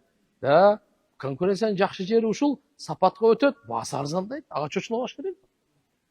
Эчтеке эмес. Башка жактан неме кылыш керек. Мээнет кылып эл, анан кийин арзандатып койгон, ал арам кылдың деген мааниде эмес таксы. Эгер азыр сиз айтып аткандай неме болсо, арзандатып койгон, ал арам деген маанисинде эмес. Устаз, ислам спорт атаандаштыкка жана эң мыкты болууга болгон каалоого кандай карайт? Жакшы, күчтүү болуш керек. Пайгамбар саллаллаху алейхи ва саллям айткан: "Ал-муъминул кави хайрун ва ахаб илаллах минал муъминид даиф ва фи кулли хайр." Күчтүү мусулман алсыз мусулманга караганда жакшыраак жана Аллага сүйкүмдүүрөөк. Экөөндө тең жакшылык бар, бирокчу. Демек ушуга караганда күчтүүрөөгү. Бирок күчтүүрөөк дегени адамды кордогон деген мааниде эмес. Спорт адамды кордоого алып барбаш керек. Күч сынашуу, жарышуу, атаандашуу, машалла, проблема жок. Бирок адамды кордоого алып барса уже болбой калат. Устаз, кредитке акча алып үйлөнсө болобу, башка айла калбады. Жок, болбойт. Не тура эле? Кредитке акча алып айланса болбойт. Ага той өткөргөн эмне кереги бар? Махырга той жетсе эле болду. Сиз мындай кылышыңыз керек да. Махыр азыр эң азы 2,5 миң сом. Да. Бир кой канча? 18 миң. 20 миң сом табышыңыз керек. Азыр могул любой жерге барсаңыз, Швея кара жумуш кылсаңыз, бир айда Кудай кааласа издеңиз, жан талашып иштеңиз, 40 миң сом табасыз точно. Кредити жок эле үйлөнсөңүз болот, бүттү. Пайгамбарыбыз айткан: "Аулим валау биша." Бир кой болсун үйлөн. Үйлөнгөнгө чейин, акча тапканга чейин өзүңүздү кармай албай баратсаңыз, орозо кармаңыз. Орозо да шахватты сындырат. Бирок кредит албаңыз. Ошондо бир аз проблема болсо, менде башка бирөөнүн артынан дуа кылып чечим болобу? Ошондо бир аз проблема болсо, менде башка бирөөнүн артынан дуа кылып чечим. Жакшы жазгыла, баарыбызды кыйнабай. Омин. Аллахумма лакал хамду ва лака шукр. Subhanaka Allahumma bihamdik. Nashhadu an la ilaha illa anta nastaghfiruka wa natubu ilayk. Жараткан Алла баарыбызды көрүп угуп билип турасың, күнөөлөрүбүздү кечиргин. Аллахым баарыбыздын бардык кажеттерибизди бүтүргүн. Эч кимге кор зар кылбагын, жаман көз, жаман сөздөн, жаман өлүмдөн сактагын. Аллахым ушул күндөрдө, ушул түндөрдө кадырлоочулардан кылгын.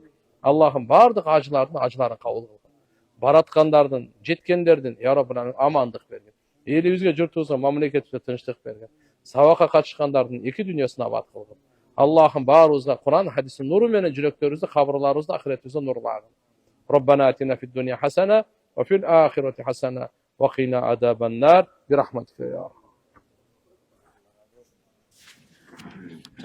Başka Allah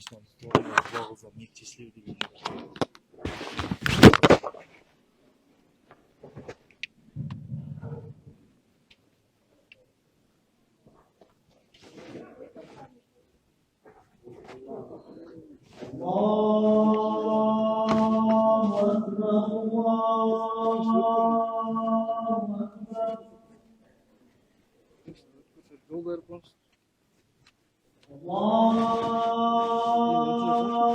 Allah